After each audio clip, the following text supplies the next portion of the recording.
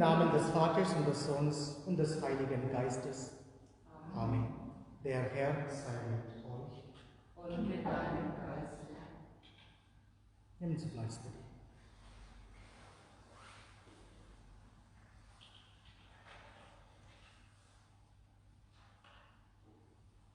Wir nehmen in diesem ersten Rorate-Messe hier in unserer Kirche eine bequeme Position mit geschlossenen Augen ein.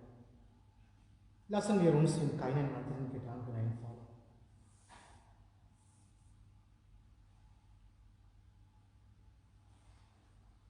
Wir feiern heute diese Rorate-Messe mit Meditation, mit unserem Thema Licht.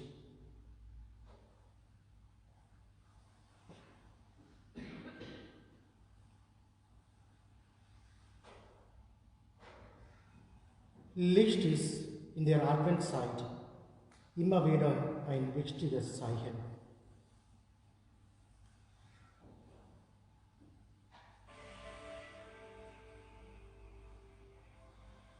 Viele Lichterketten strahlen uns im Dunkeln entgegen.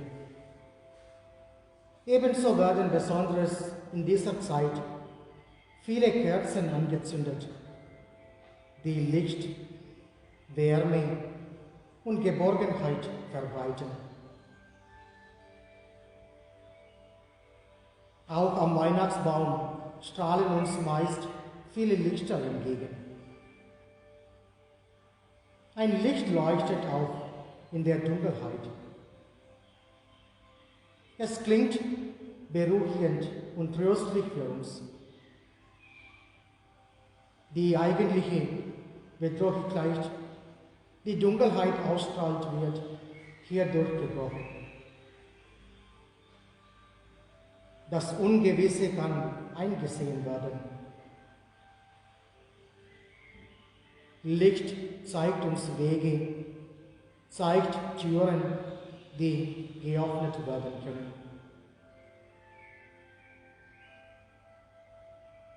Die Finsternis wird verdrängt und wir können ruhig weitergehen auf unserem Weg zum Fest.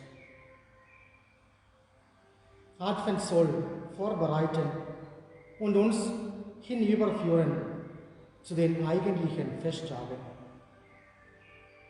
Denken wir heute einmal über das Licht und seine Symbolwirkung nach.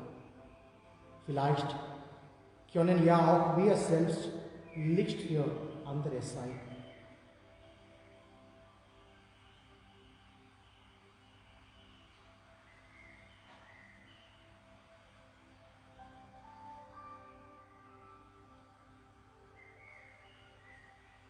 Wir singen das Lied 219.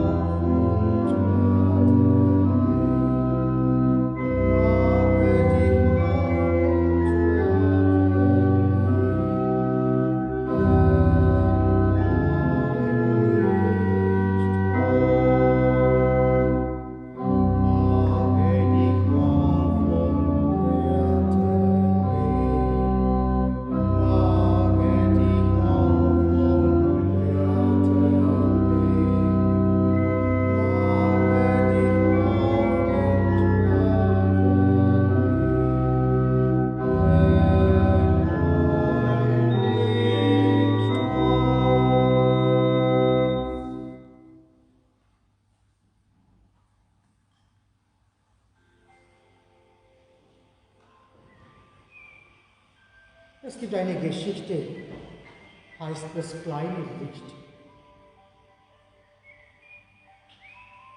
Als das kleine Licht in einer kalten Winternacht auf der Suche nach einer sinnvollen Aufgabe war, verirrte er sich in einer der waldreichen Gegenden. Es wanderte voller Hoffnung weiter. Und nach vielen Stunden kam es schließlich in ein kleines Land, in dem Tag und Nacht tiefe Dunkelheit herrschte.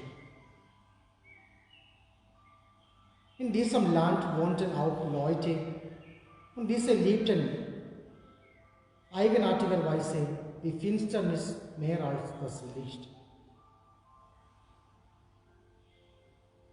Das kleine Licht erinnerte sich sogleich an einen Spruch aus der Bibel, dass jene das Licht hassen, die Böses tun. Solange es dunkel ist, können Unrecht und Neid gedeihen. Aber jetzt war dieses kleine Licht in dieser Finsternis ausgetaucht. Es war einfach da und es stellte sich mitten auf den riesigen Platz der finsteren Stadt. Was willst du, du winziges, kleines Ding? Hörte man Stimmen aus der trägen und furchterregenden Dunkelheit. Alle Dunkelheiten der weiten Umgebung waren nämlich irritiert von dem kleinen Licht. Bis an die Grenzen des Landes wurde das kleine, winzige Licht bemerkt und konnte von weit her gesehen werden. Das kleine Licht gab keine Antwort, bewegte sich aber auch nicht von der Stelle. Mit der kleinen Flamme nahm es allen dunklen Menschenhaften die Kraft. Diese kleine Flamme mit den schwachen Strahlen machte es unmöglich, dass die finsteren Mächte weiter ihre Herrschaft aufrechterhalten können. Drohend und mit aller Kraft wehrten sie sich wohl gegen dieses unscheinbare kleine Licht. Aber sie mussten schließlich ihre Machtlosigkeit einsehen. Das kleine Licht schimmerte sanft in das ganze Land und gab allen darin Lebenden ein wenig die heimlich ersehende Wärme und verstreute die Hoffnung nach ein wenig Geborgenheit.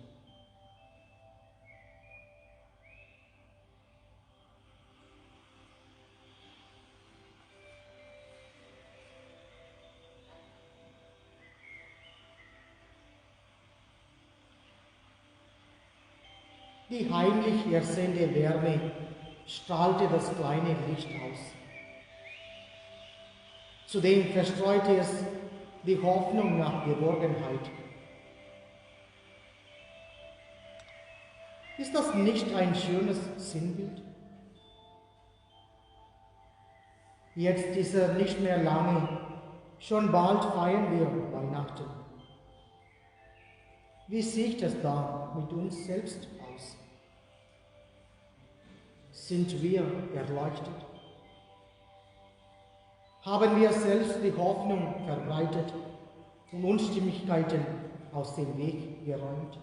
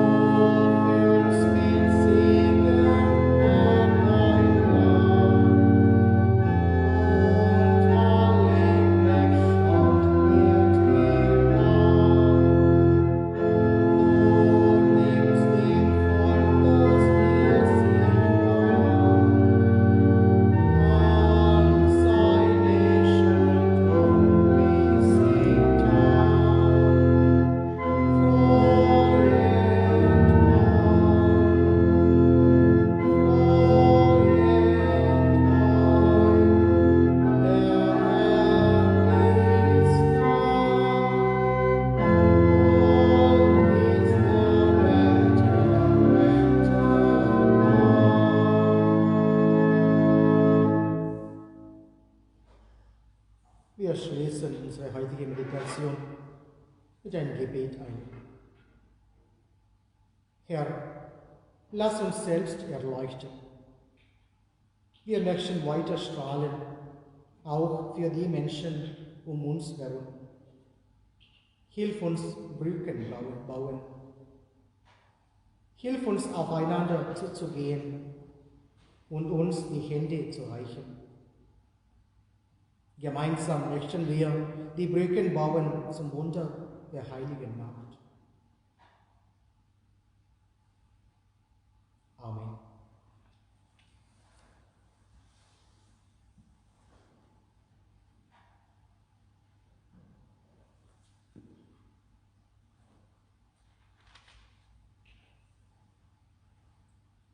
Wir stehen.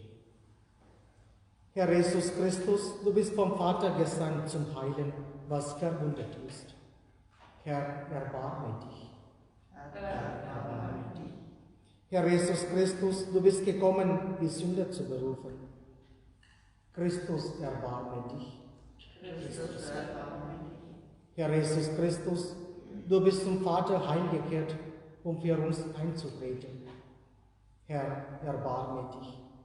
Herr, erbarme dich.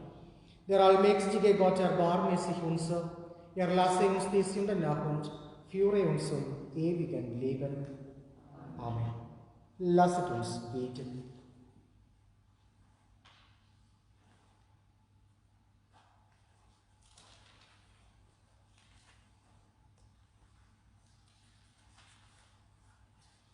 Allmächtiger Gott, du hast deine Kirche den heiligen Apostel Andreas als Boten des Glaubens und als Hirten gegeben. Erhöre unser Gebet und gib, dass auch die Kirche unserer Tage die Macht seiner Fürsprache erfahre. Darum bitten wir durch Jesus Christus, deinen Sohn, unseren Herrn und Gott, der in der Einheit des Heiligen Geistes mit dir lebt und herrscht in alle Ewigkeit. Amen.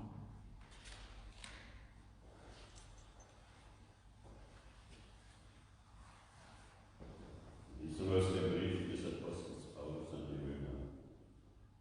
Wenn du mit deinem Mund bekennst, Jesus ist der Herr, und in deinem Herzen glaubst, Gott hat ihn von den Toten auferweckt, so wirst du gerettet werden. Wer mit dem Herzen glaubt und mit dem Mund bekennt, wird Gerechtigkeit und Heil erlangen. Denn die Schrift sagt, wer an ihn glaubt, wird nicht zugrunde gehen. Darin gibt es keinen Unterschied zwischen Juden und Griechen. Alle haben denselben Herrn. Aus seinem Reichtum beschenkt er alle, die ihn anrufen. Denn jeder, der den Namen des Herrn anruft, wird gerettet werden. Wie sollen sie nun den anrufen, an den sie nicht glauben? Wie sollen sie an den glauben, von dem sie nichts gehört haben? Wie sollen sie hören, wenn niemand verkündigt? Wie soll aber jemand verkündigen, wenn er nicht gesandt ist? Darum heißt es in der Schrift: Wie sind die Freudenboten gekommen, die Gutes verkündigen? Doch nicht alle sind dem Evangelium gehorsam geworden, denn Jesaja sagt: Herr, wer hat unsere Botschaft geglaubt? So gründet der Glaube in der Botschaft, die Botschaft im Wort Christi.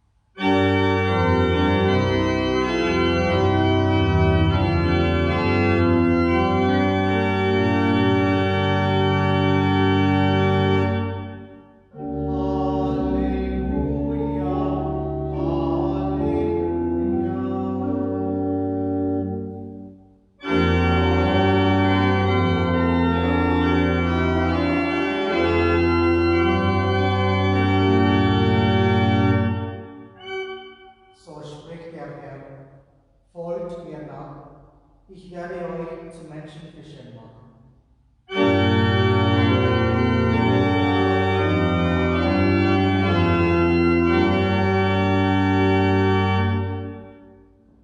Der Herr sei mit euch. Und mit deinem Geiste. Aus dem heiligen Evangelium nach Matthäus. Ehre sei dir, o Herr. In jener Zeit, als Jesus am See von Galiläa entlang ging, sah er zwei Brüder, Simon genannt Petrus und seinen Bruder Andreas. Sie warfen gerade ihr Netz in den See, denn sie waren Fischer. Da sagte er zu ihnen: Kommt her, folgt mir nach. Ich werde euch zu Menschenfischern machen. Sofort ließen sie ihre Netze liegen und folgten ihm. Als er weiterging, sah er zwei andere Brüder, Jakobus, den Sohn des Zebedeus, und seinen Bruder Johannes. Sie waren mit ihrem Vater Zebedeus im Boot und richteten ihre Netze her. Er rief sie, und sogleich verließen sie das Boot und ihren Vater und folgten Jesus. Evangelium unseres Herrn Jesus Christus. Lob sei dir, Christus. Jesus sagte zu Andreas und Petrus: Kommt her, folgt mir nach. Zu ihm, der auch heute Menschen in seine Nachfolge ruft, beten wir.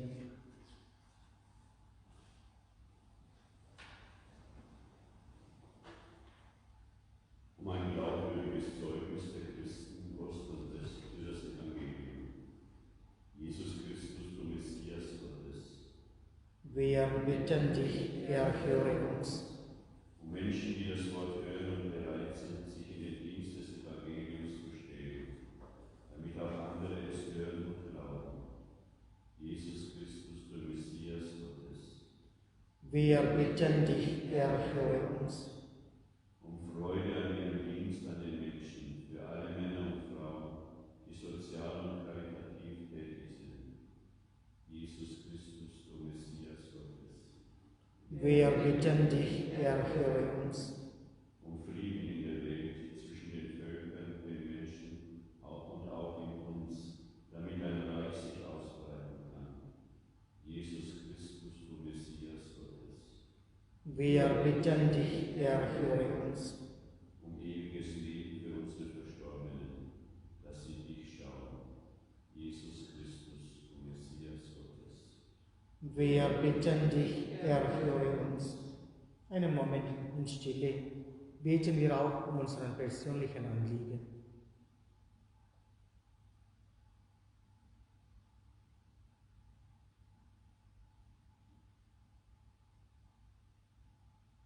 Herr, du berufst Menschen und schenkst uns Heilige.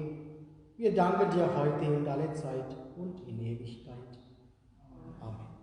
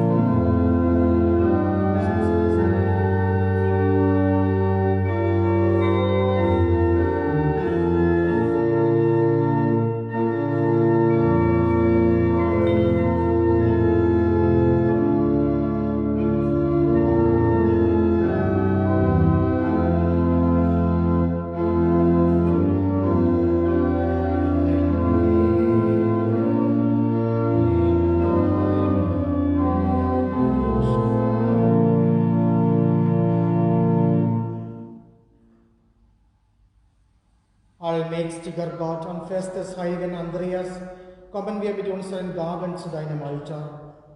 Nimm in diesem Opfer auch uns an und schenke uns Leben aus dir.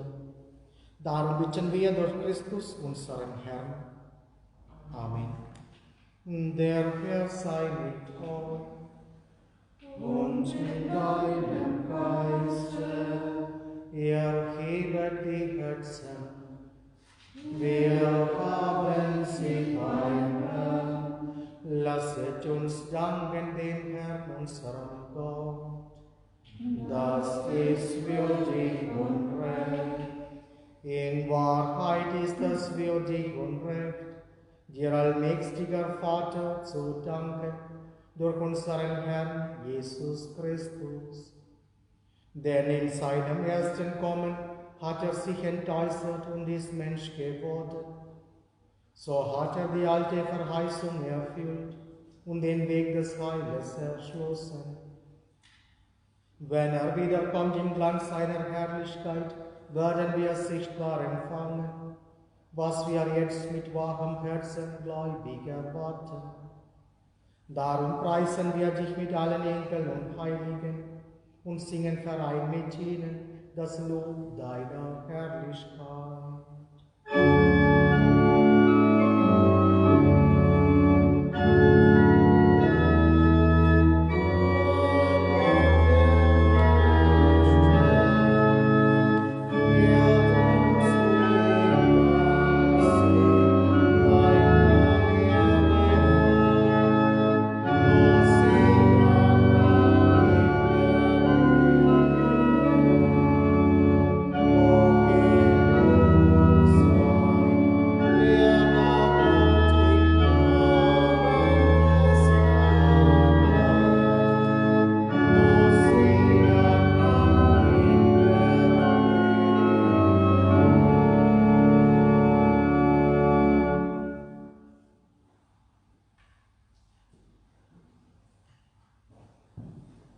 Ja, du bist heilig, großer Gott, du bist der Quell aller Heiligkeit. Darum bitten wir dich, sende deinen Geist auf diese Gaben herab und heilige sie, damit sie uns werden, Leib und Blut deines Sohnes, unseres Herrn Jesus Christus. Denn am Abend, an dem er ausgeliefert wurde und sich aus freiem Willen dem Leiden unterwarf, nahm er das Brot und sagte Dank, brach es, reichte es seinen Jüngern und sprach: Nehmet und esset alle davon, das ist mein Leib, der für euch hingegeben wird.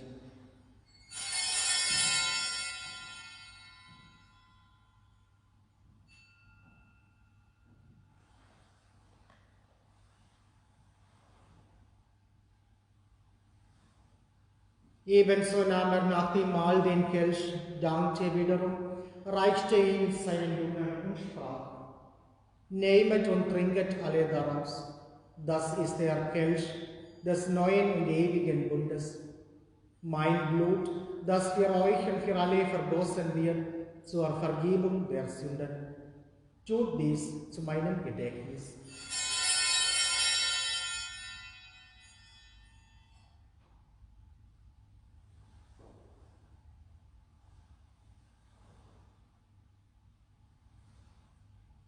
Geheimnis des Glaubens. Deinen Tod, o Herr, verkünden wir, und deine Auferstehung preisen wir, bis du kommst in Herrlichkeit. Darum, gütiger Vater, feiern wir das Gedächtnis des Todes und der Auferstehung deines Sohnes und bringen dir so das Brot des Lebens und den Kelch des Heiles dar. Wir danken dir, dass du uns berufen hast, vor dir zu stehen und dir zu dienen. Wir bitten dich, schenke uns Anteil an Christi Leib und Blut und lass uns eins werden durch den Heiligen Geist. Gedenke deiner Kirche auf der ganzen Erde und vollende dein Volk in der Liebe, vereint mit unserem Papst Franziskus, unserem Bischof Gregor Maria und allen Bischöfen, unseren Priestern und Diakonen und mit allen, die zum Dienst der Kirche bestellt sind. Gedenke alle unserer Brüder und Schwestern, die entschlafen sind in der Hoffnung, dass sie auferstehen. Nimm sie und alle, die in deiner Gnade aus dieser Welt geschieden sind, in dein Reich auf, wo sie dich schauen von Angesicht zu Angesicht. Vater, erbarme dich über uns alle, damit uns das ewige Leben zuteil wird, in der Gemeinschaft mit der seligen Jungfrau und Gottesmutter Maria, mit ihrem Bräutigam heiligen Josef, mit deinen Aposteln und mit allen, die bei dir Gnade gefunden haben von Anbeginn der Welt, dass wir dich loben und preisen durch deinen Sohn Jesus Christus.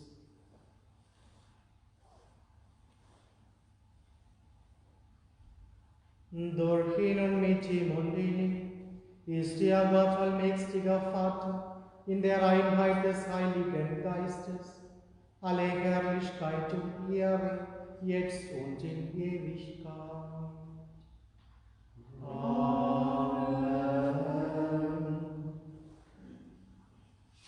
Lasset uns beten, wie der Herr uns zu beten gelehrt hat. Vater unser im Himmel, geheiligt werde dein Name, dein Reich komme, dein Wille geschehe, wie im Himmel, so auf Erden. Unser tägliches Brot gib uns heute und vergib uns unsere Schuld, wie auch wir vergeben unseren Schuldigen. Und führe uns nicht in Versuchung, sondern erlöse uns von dem Bösen. Erlöse unser allmächtiger Vater von allem Bösen und gib Frieden in unseren Tagen.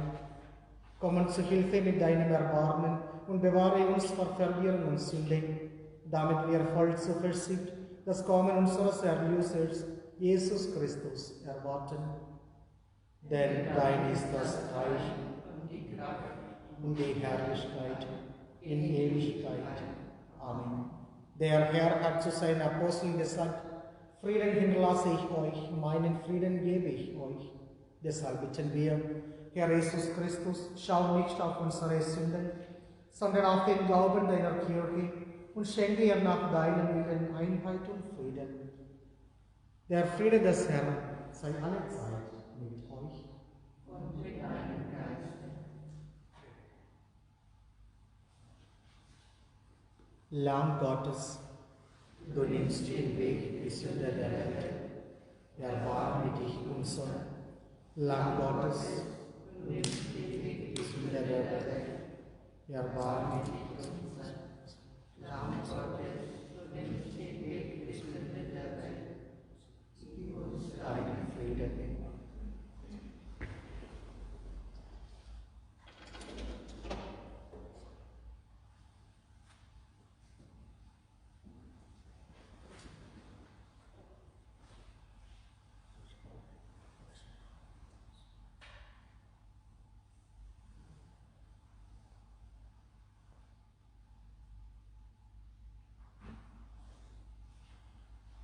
Seht das Lamm Gottes, das hinwegnimmt die Sünde der Welt. Herr, ich bin nicht würdig, dass du eingehst unter mein Dach, aber sprich nur ein Wort, so wird meine Seele gesund. Wer von diesem Brot isst, wird in Ewigkeit leben.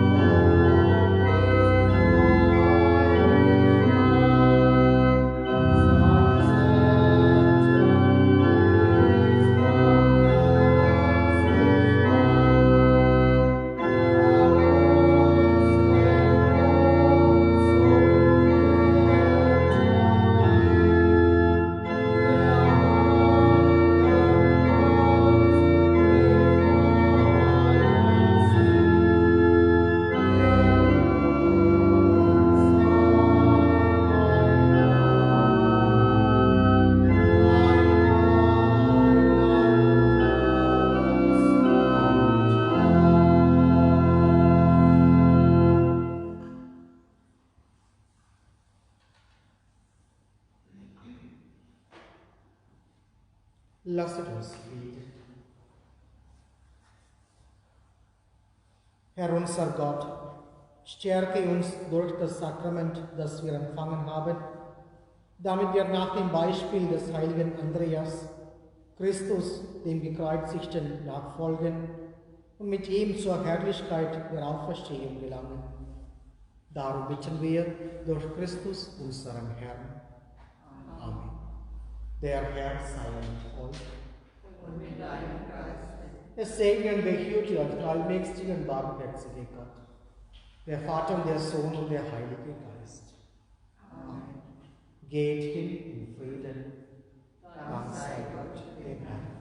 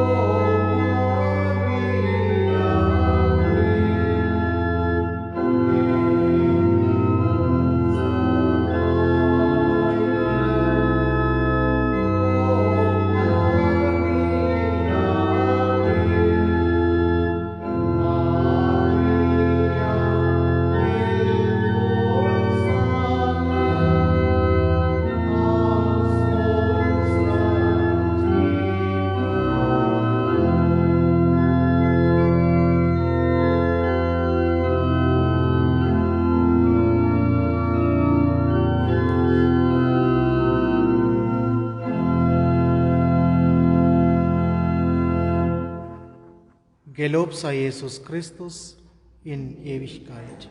Amen.